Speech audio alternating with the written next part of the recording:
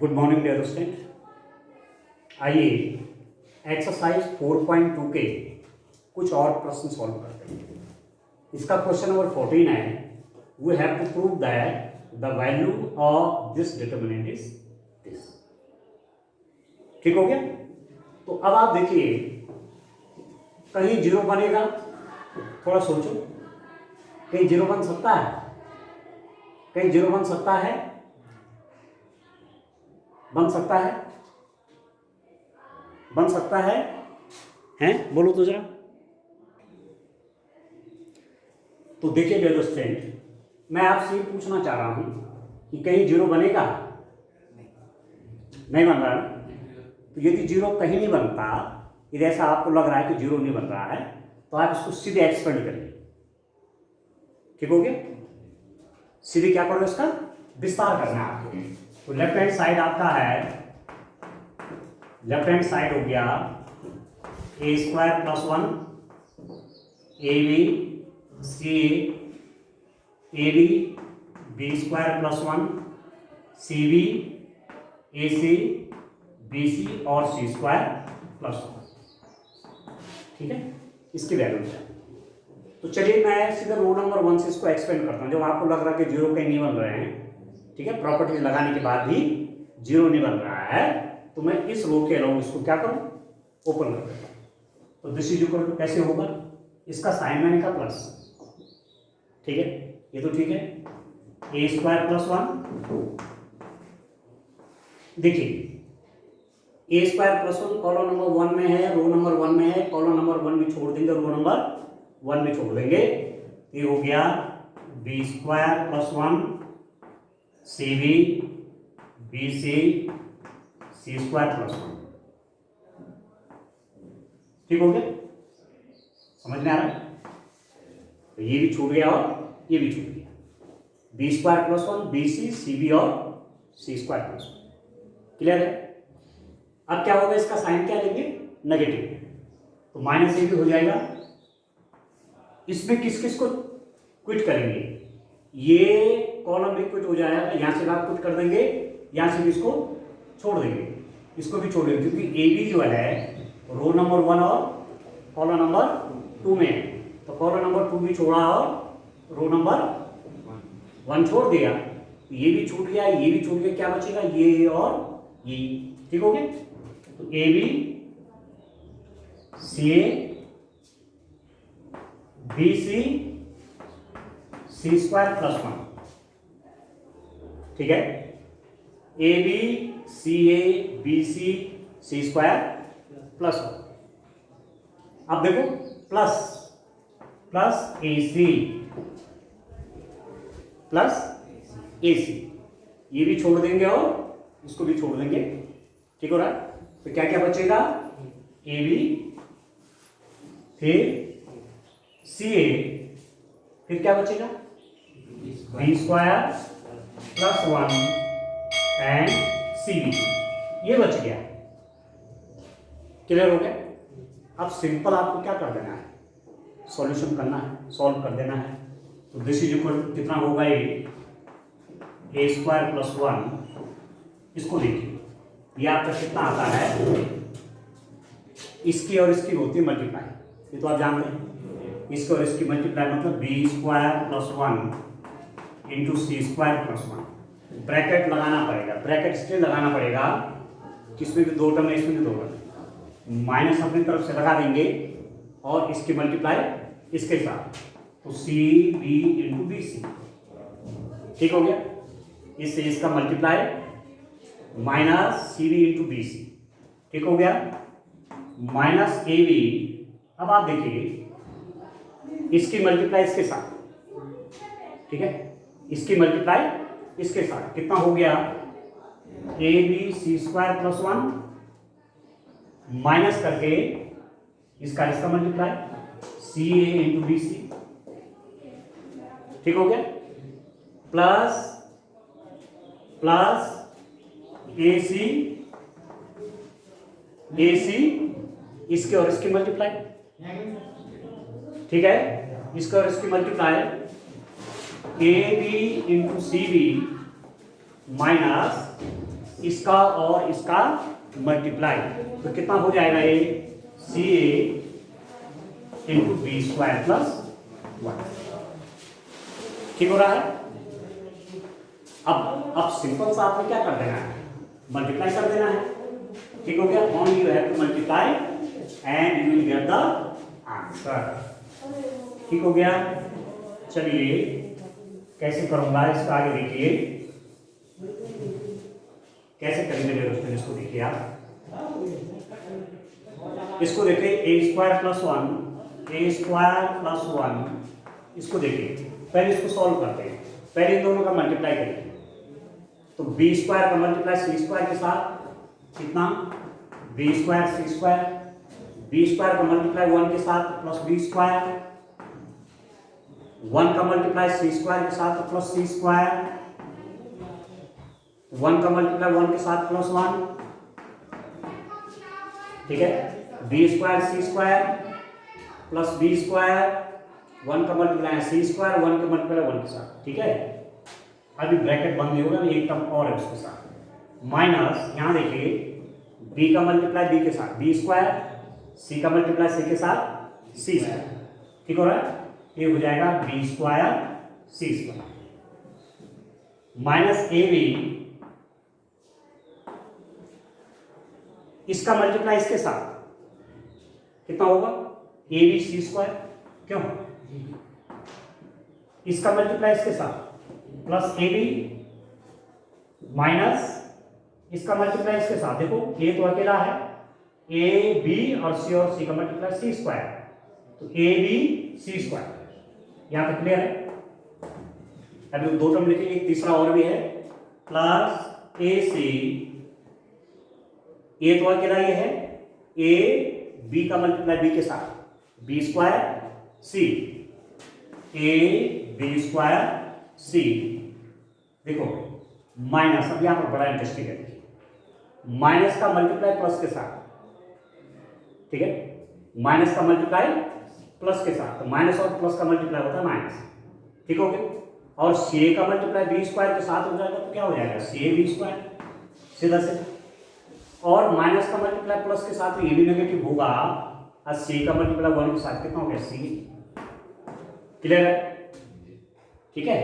अब क्या करेंगे डियर स्टूडेंट, कुछ तो यही कट गया, देखिए ये तो यही कट गया, ये भी आपका यही कैंसिल। ठीक है। ठीक है ना, ए बी स्क्वायर सी, हाँ कुछ और, हाँ A C B square C A B square, एक बात, हाँ बिल्कुल सही, ये यहाँ पर। ठीक हो गया। अब कितना होगा, देखिए ए स्क्वायर प्लस 1, इसके अंदर b square plus c square plus 1। ठीक है। Minus a b into a b, ठीक है, plus a c into minus c, क्यों, इसका मल्टीप्लाई इसके साथ, इसका मल्टीप्लाई इसके साथ। ठीक हो गया। अब कितना होगा, आप देखिए, अब सिंपल आपने मल्टीप्लाई कर देना है, बस कुछ नहीं है। तो ये कितना होगा डियर स्टूडेंट, आप देखिए, दिस इज इक्वल टू, पहले ए स्क्वायर का मल्टीप्लाई इसके साथ, तो कितना, ए स्क्वायर बी स्क्वायर। ठीक है। फिर ए स्क्वायर का मल्टीप्लाई सी स्क्वायर के साथ, ए स्क्वायर सी स्क्वायर, करेक्ट। फिर ए स्क्वायर का मल्टीप्लाई 1 के साथ प्लस ए स्क्वायर। ठीक है। फिर 1 का मल्टीप्लाई बी स्क्वायर के साथ प्लस बी स्क्वायर, 1 का मल्टीप्लाई सी स्क्वायर के साथ प्लस सी स्क्वायर, 1 का मल्टीप्लाई 1 के साथ प्लस 1। इसको देखिए, माइनस ए स्क्वायर बी स्क्वायर, ये माइनस ए प्लस है तो माइनस ए की मल्टीप्लाई ए स्क्वायर और सी की मल्टीप्लाई सी स्क्वायर। यहां तक क्लियर है। ठीक है। And this is how much, ये कितना हो गया स्टेप, इससे आपका ये कट गया, इससे आपका ये कट गया, तो क्या बना, 1 plus a square plus b square plus c square is equal to right hand side, hence proved. ठीक हो गया। तो एक्सरसाइज 4.2 के सारे क्वेश्चन कंप्लीट हो गए। ठीक है, अब आप एक एक क्वेश्चन को करें अपने आप भी। ठीक है, और बोर्ड में एक क्वेश्चन तो यहाँ से आएगा, 4 मार्क्स का भी आ सकता है और 6 मार्क्स का भी आ सकता है। तो मैं आपसे एक बात पहले भी कह रहा था कि मैट्रिक्स और डिटरमिनेंट से 13 मार्क्स के क्वेश्चन आए। ठीक है, और जो जब से आपने टेस्ट किया मैट्रिक्स का, उस मुझे लगा कि मैट्रिक्स आपकी क्लियर है। ठीक है, कब करिए क्लियर, 2 चैप्टर जो उनको फिट कर लीजिए, 13 मार्क्स का, यहाँ से कुछ भी गलत नहीं होना चाहिए। ठीक हो, अब इसके आगे चलते हैं एरिया ऑफ द ट्रायंगल्स, त्रिभुजों का क्षेत्रफल आप कैसे फाइंड आउट करेंगे। तो देखिए डियर स्टूडेंट, इसमें और भी क्वेश्चंस हैं अभी, क्वेश्चन नंबर 15 और क्वेश्चन नंबर 16। आप देखिए, ए मैट्रिक्स है, ये मैट्रिक्स है। ठीक है, इसका ऑर्डर क्या है, 3x3 ऑर्डर के। आपने क्या किया कि ए, जब आप इस मैट्रिक्स में के से मल्टीप्लाई करेंगे तो क्या होगा कि इसके प्रत्येक एलिमेंट में के से मल्टीप्लाई हो जाएगा। ठीक होगी, समझ में आ रहा आपको, समझ में आ रहा। किसी टाइम पर मैंने लिखा, आपने कहा माना ए, अभी तो 3x3 के माना मैंने कोई मैट्रिक्स बी ली, मैंने लिया 1 2 3 4। ठीक है, और आप इसमें के से मल्टीप्लाई कर रहे हो या 2 से मल्टीप्लाई करो, माना आपने कहा 2b, तो 2b पता कैसे निकलेगा, 1 × 2, 2 × 2, 3 × 2 और 4 × 2, ऐसे। ये मैट्रिक्स की बात है। ठीक है, जब हम मैट्रिक्स में किसी एलिमेंट से मल्टीप्लाई करें तो प्रत्येक एलिमेंट में मल्टीप्लाई हो जाता है।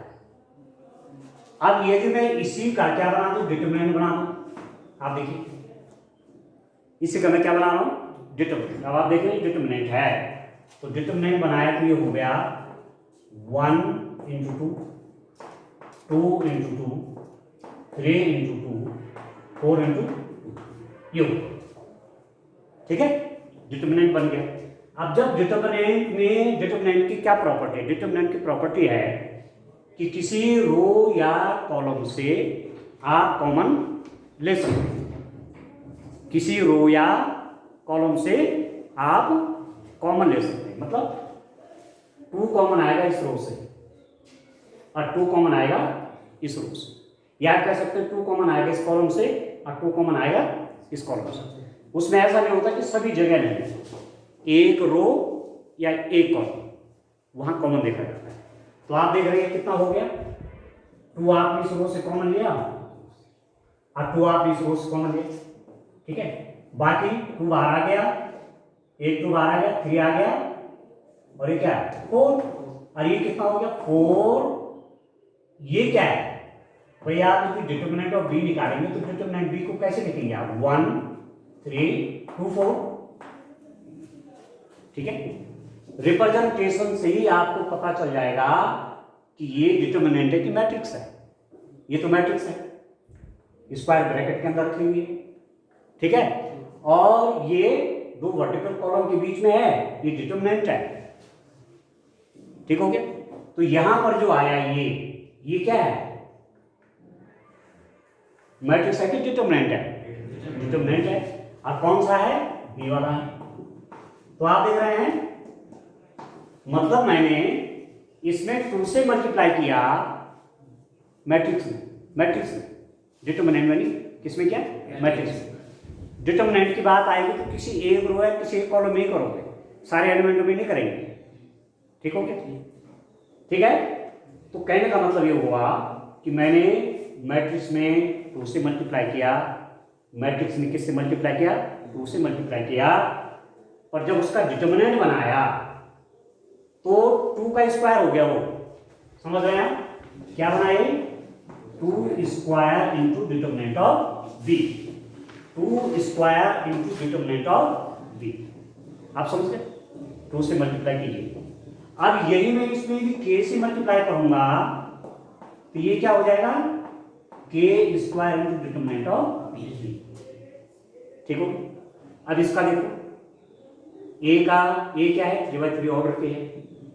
यदि आप के निकालना चाहते हैं तो के कितना हो जाएगा, ऐसे कितना हो जाएगा, हाँ, के का क्यूब और डिटरमिनेंट ऑफ के, ठीक है।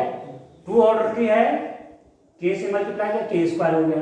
3 ऑर्डर की है, मैट्रिक्स में के से मल्टीप्लाई किया के क्यूब डिटरमिनेंट ऑफ के, ठीक है। अब क्लियर हो गया? तो इसका क्वेश्चन नंबर 15 का आपका सी वाला ऑप्शन है। क्वेश्चन नंबर 15 का कौन सा ऑप्शन सही है, सी, ठीक हो गया। अच्छा, अब 16 देखो, क्वेश्चन नंबर 16 देखिए। क्वेश्चन नंबर 16 क्या है? क्या आप में से कोई मुझे बता सकता है कि मैट्रिक्स ऑफ डिटरमिनेंट में क्या अंतर है? मैट्रिक्स ऑफ डिटरमिनेंट में क्या अंतर है, कुछ बता सकते हैं आप लोग? सर जो सारणी हैं, बताइए बताइए। सर जो सारणी है ना, हाँ, इसके अंदर के जो अवयव मतलब वो संख्या है, जो मैट्रिक्स है, वहाँ भी तो नंबर होते हैं, वहाँ फंक्शन हो सकते हैं, नंबर्स हो सकते हैं, वो एक एक करके जो डिटरमिनेंट होता है, हाँ, उसमें मतलब वर्ग स्क्वायर मैट्रिक्स का वर्ग बनता है, वो कोई बात नहीं, वो ठीक है कि स्क्वायर मैट्रिक्स है तभी उसका डिटरमिनेंट बनेगा, अदरवाइज स्क्वायर मैट्रिक्स नहीं है तो उसकी डिटरमिनेंट की बात नहीं की जा सकती। और मूलभूत अंतर बताइए सर। सारणी एक नंबर से संबंध, हाँ, ठीक है। डिटरमिनेंट की हमेशा वैल्यू निकलती है, जैसे आपने निकाल दी, अब इसका वैल्यू निकाल देंगे, 4 का मल्टीप्लाई 1 के साथ 4 माइनस 6, एक वैल्यू आएगी उसकी, परंतु मैट्रिक्स तो एक अरेंजमेंट है, बस ये तो हो गया यहीं पर। आप ऐसा नहीं कहेंगे कि इसकी वैल्यू निकालो, वैल्यू नहीं, इसका एलिमेंट है, पर जब इसका डिटरमिनेंट निकलता है, अब स्क्वायर मैट्रिक्स का क्या बनाया आपने, उसका डिटरमिनेंट बनाया तो कोई नंबर होगी, कोई संख्या है, आप समझना क्या? तो स्क्वायर मैट्रिक्स को जब आप किसी संख्या से उसको रिलेट करते हैं, एसोसिएट करते हैं, जोड़ते हैं, तो वो संख्या क्या, वो डिटरमिनेंट है, समझना क्या, वो क्या है, वो डिटरमिनेंट है।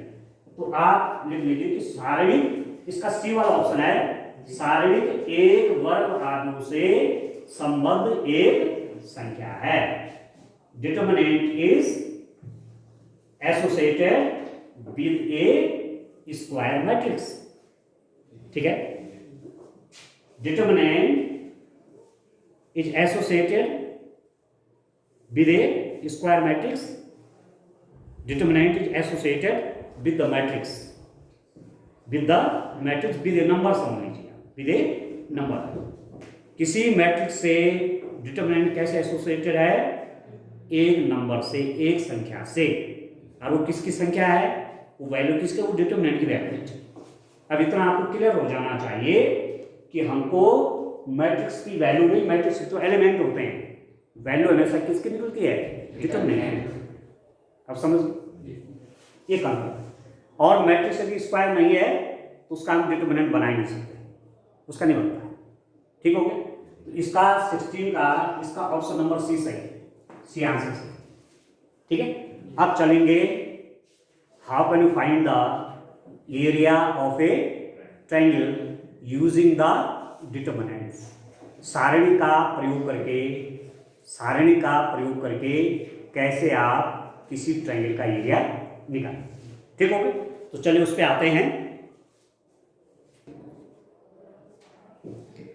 देखिए डियर स्टूडेंट, एक नया टॉपिक आज इस पर डिस्कस करेंगे, त्रिभुज का क्षेत्रफल, एरिया ऑफ ए ट्रायंगल। आपने पिछले क्लासेस में ट्रायंगल का एरिया निकालने का फॉर्मूला भी पढ़ा, 1/2 बेस इंटू हाइट, या वहाँ आपने ये हीरोन का फॉर्मूला भी पढ़ा ट्रायंगल का एरिया निकालने के लिए, है ना, ठीक है। और कोऑर्डिनेट ज्योमेट्री भी पढ़ा होगा आपने एक, ठीक है। तो कोऑर्डिनेट ज्योमेट्री में ट्रायंगल ABC का क्षेत्रफल area of triangle ABC, area of triangle ABC, त्रिभुज ABC का क्षेत्रफल कैसे दिया जाता है? इसको देते हैं आप 1/2 x1 y2 minus y3 x2 y3 minus y1 plus x3 y1 minus y. ठीक है। If the coordinates of the vertices of a triangle are x1 y1 x2 y2 x3 y3, then the area of this triangle is given by 1/2 x1 into y2 minus y3 x2 into y3 minus y1 plus x3 into y2 minus y2। यदि किसी त्रिभुज के शीर्षों के निर्देशांक x1 y1 x2 y2 x3 y3 हैं, तो direct आप trigonometry की हेल्प से डायरेक्ट आप कोऑर्डिनेट ज्योमेट्री की हेल्प से, निर्देशांक ज्यामिति की हेल्प से उस ट्रायंगल का एरिया निकाल सकते हैं। ठीक है। अब जो सूत्र जो लगते हैं, जो फॉर्मूले आप यूज करते हैं, वो ज्योमेट्री के फॉर्मूले हैं। ठीक है। ज्यामिति अरे क्या कोऑर्डिनेट ज्योमेट्री, कोऑर्डिनेट की मदद से इसके बीच की डिस्टेंस निकाल सकते हैं। किसकी मदद से? कोऑर्डिनेट्स की मदद से। यदि आपको कोऑर्डिनेट पता है तब स्केल की जरूरत भी नहीं है। ठीक है, ये सब आप जानते हैं। तो ट्रायंगल का एरिया इससे निकाला जाए।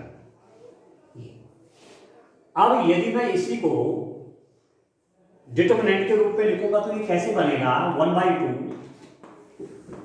x1 y1 1 x2 y2 1 x3 y3 1 x1 y1 1 x2 y2 1 x3 y3 1। ठीक है। अब इसको एक्सपेंड करें जरा। इसको देखिए, इसको ये मैं एक्सपेंड करता हूँ 1/2 किसके अलाउंग करता हूँ? इसके अलाउंग करता हूँ। x1 चाहिए, x2 चाहिए, x3 चाहिए ना, तो इसके अलाउंग करता हूँ। x1 के अलाउंग एक्सपेंड करूंगा तो क्या हो जाएगा? ये भी छूटेगा और ये भी छूटेगा। इसकी मल्टीप्लाई हम y2 माइनस y3। क्यों भाई? रोन। ठीक है। इसके अलाउंग बोल रहा हूं ना, तो ये भी छोड़ा, ये भी छोड़ा, इसकी मल्टीप्लाई है y2 माइनस y3। अब मैं क्या कह रहा था? Plus minus plus minus plus minus minus x2 कितना होगा? अब ये भी छूट जाएगा और ये भी छूटेगा, तो इसकी मल्टीप्लाई किससे? 1 से, तो ये आगे हो गया। इसकी मल्टीप्लाई से y1 माइनस इसकी मल्टीप्लाई से y3। क्यों भाई? ये भी छोड़ा, ये भी छोड़ दिया, क्या बचा? y1 1 y3 1, तो इसके मल्टीप्लाई के साथ और माइनस करके इसके मल्टीप्लाई के साथ। ठीक हो रहा? प्लस x3 ये और ये भी छोड़ दिया और ये भी छोड़ दिया, ये वो भी छोड़ दिया और ये कॉलम भी छोड़ दिया। अब इसकी मल्टीप्लाई से y1 माइनस y2। क्यों? इसको थोड़ा और सही कर लेता हूं। 1/2 आप देखिए, x1 y2 माइनस y3, देख रहे हैं? इस नेगेटिव साइन को अंदर ले। ठीक है। यहां पर क्या बन जाएगा? Plus x2। नेगेटिव साइन अंदर लेगा तो ये तो बन जाएगा पॉजिटिव y3 कौन सा वाला? y2 माइनस y3 यहां पर नहीं, नीचे यहाँ पर? जी y1। हाँ, यस यस, ये ठीक हो गया। अब मैं क्या कह रहा हूँ? नेगेटिव साइन को अंदर ले लीजिए, तो ये क्या हो जाएगा? प्लस y3 और ये नेगेटिव हो जाएगा माइनस y1। ठीक है। Plus x3 y1 minus. आप देखिए, ये तो है, जो हमने ट्रायंगल का एरिया का फॉर्मूला कोऑर्डिनेट ज्योमेट्री में पढ़ा वही तो है ये, ठीक है। अब यदि आप ट्रायंगल के वर्टिसेस आपको पता है तो आप ये वाला फॉर्मूला नहीं यूज करेंगे, आप क्या यूज करेंगे, डिटरमिनेंट बनाएंगे, ठीक है। आप डिटरमिनेंट बनाएंगे, जो वर्टेक्स के कोऑर्डिनेट्स हैं उनको यहां रखेंगे x1 y1 पहला वर्टेक्स, x2 y2 दूसरा वर्टेक्स, x3 y3 तीसरा वर्टेक्स, ठीक हो गया। इस रूप में आप न्यूमेरिकल क्वेश्चन करेंगे। अब मैं एक क्वेश्चन लेता हूं, देखिए एक्सरसाइज 4.3 का क्वेश्चन लेते हैं। तो आई अंडरस्टैंड एक्सरसाइज 4.3 का क्वेश्चन नंबर 1 का फर्स्ट पार्ट देखते हैं। निम्नलिखित प्रत्येक में दिए गए शीर्ष बिंदुओं वाले त्रिभुजों का क्षेत्रफल ज्ञात कीजिए। Find the area of the triangle whose vertices are this and this. Okay, ठीक है। तो इसके लिए हमने क्या पढ़ा था, यदि ये क्या होगा, x1 y1 है ये कोऑर्डिनेट क्या है, x2 y2 है, ये वाला कोऑर्डिनेट क्या है, x3 y3 है, ठीक हो गया। और इसको नाम भी दे दीजिए ABC। The area of the triangle,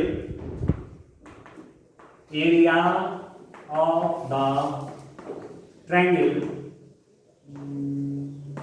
कौन सा, क्या नाम है, ABC। त्रिभुज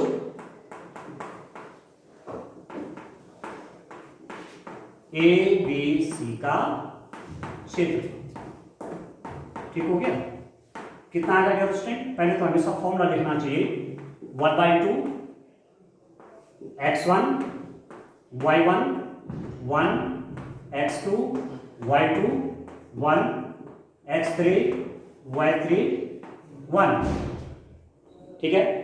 x1 y1 1 x2 y2 1 x3 y3 1, clear हो गया। तो दिस इज इक्वल टू 1/2। आप देखिए अब मैं किसका यूज कर रहा हूं,